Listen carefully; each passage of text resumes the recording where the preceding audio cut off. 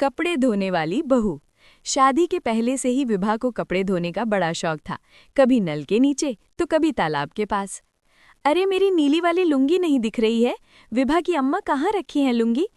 अरे वो तो विभा ने परसों ही धोकर रखी थी आपकी अलमारी में, देखो वहीं होगी।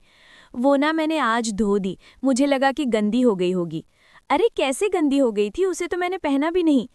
हे भगवान, इस लड़की की कपड़े धोने की आदत से परेशान हो गया हूं मैं। जितना तो घर में राशन भी आता, उससे कहीं ज्यादा डिटर्जेंट पाउडर का खर्चा है। इसकी शादी करवा दो, शादी जाए अपने घर में ही करे काम, फिर चाहे घर के कपड़े धोने हो या पूरे गांव की। हाँ ठीक बोल रही हो, देखता हूं मैं कोई लड़का। वो दिन भी आ जाता है जब विभा को देखने लड़के वाले आ जाते हैं। लड़की मुझे अच्छी लगी, होने वाली सास कहती है। बेटी, अगर कुछ पूछना है तो पूछ लो। वैसे तो हमारी लड़की बहुत ही शर्मीली है, जो बोल दो वो मान लेती है। इससे क्या पूछना होगा? अरे कैसी बात कर रही हो माँ, मुझे इन लोगों के घर रहना है, सवाल तो कई है।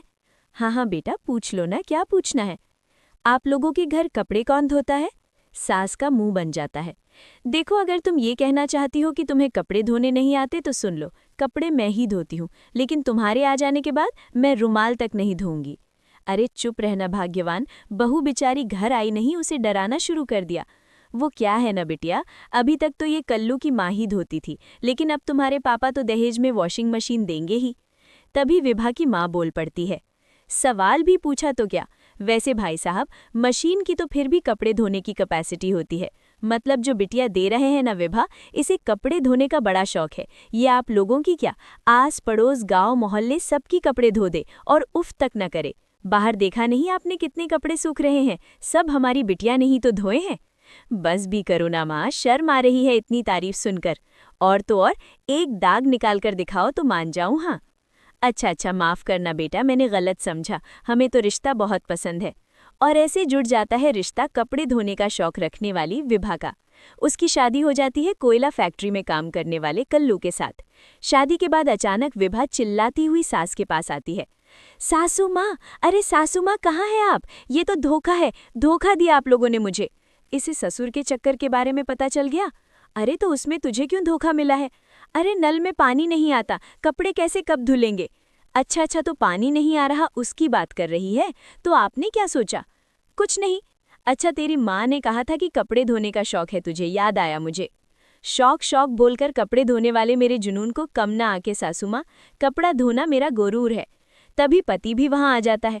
अभी अभी मैंने इसे सनी देओल की फिल्म दिखाई है, उसी के डायलॉग मार रही है माँ। अच्छा सुन, साफ साफ बता रही हूँ, पानी सुबह 4 से 6 और शाम को 10 से 12 आता है, समझी? विभा टाइमिंग सुनकर हैरान हो जाती है। ये क्या भूतों का मोहल्ला है? सुबह 4 बजे उठकर कौन कपड़े धोता है? 4 बजे टंकी में पानी जाता है, फिर सारा दिन धोना, ना किसने मना किया? अरे कैसी बात कर रही है, 200 लीटर की टंकी में कितने कपड़े धो लूंगी मैं? सुबह ही उठ जाऊंगी मैं। अब क्या था, विभा सुबह 4 से लेकर रात के 12 बजे तक कपड़े ही धोती रहती। एक रोज सास पड़ोस से निकलकर कहीं जा रही होती है कि साथ वाली कहती है, हाँ कल्लू की माँ, जरा ये बताओ कि 2 साड़ी है, 2 ब्लाउज हैं और एक पेटीकोट और एक नाड़ी वाला लंबा कच्छा। हाँ तो? अरे तो क्या, कितनी लोगी धुलाई ये बताओ। धोबन दिख रही है हम क्या? हमारे पति सरकारी नौकरी से अभी अभी रिटायर हुए हैं और बेटा सुपरवाइजर है कोयला फैक्ट्री में। हाय रे कल्लू की अम्मा, माफ कर दो, वो तो मोहल्ले में यही सब बता रहे थे कि तुमने बहू को कपड़ा धुलवाने के काम में लगा दिया है। सास पड़ोसन की बात सुनकर गुस्सा आ जाता है। वो घर पहुंचती है जहां घर के बाहर ही इतने सारे कपड़े सूख रहे होते हैं जितने कि किसी धोबन के घर पर। अरे ओ कल्लू की दुल्हन, बाहर निकल। माँ जी, यहीं यहीं आ जाओ, बाथरूम में चादर धो रहे हम।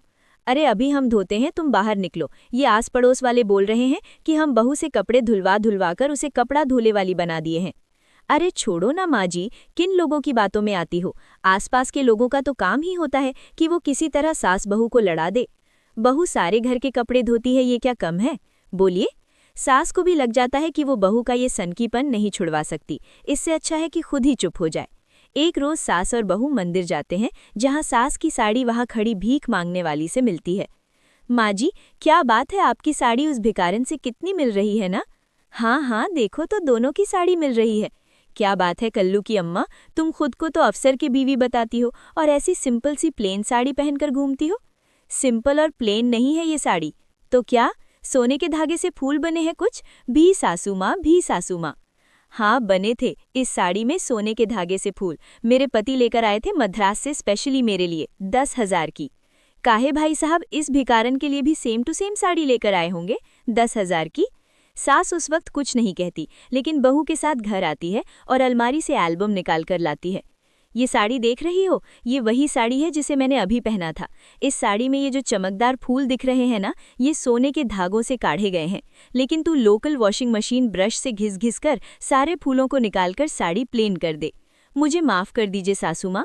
और तो और, जब मैंने तुझे तेरी गलती के लिए कुछ नहीं कहा, लेकिन तूने तो सबके सामने मेरा मजाक ही बना दिया।